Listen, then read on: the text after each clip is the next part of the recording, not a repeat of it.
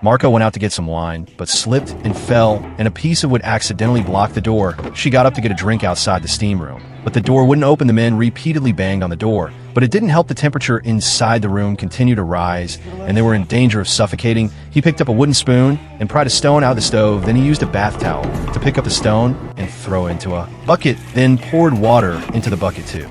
Cool the stone.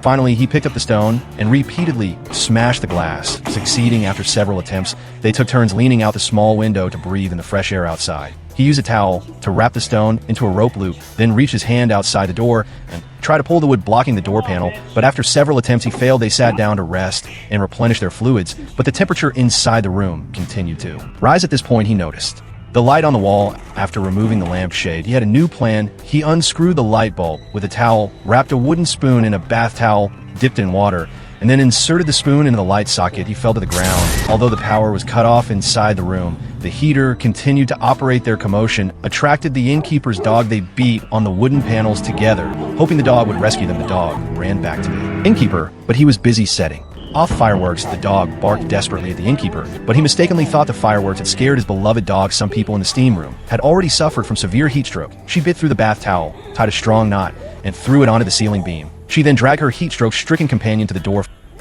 Finally, she used the towel to secure her companion to the small window at the door so she could breathe fresh air. Coincidentally, the innkeeper finally returned and saw her. Holy shit, then immediately called for emergency assistance.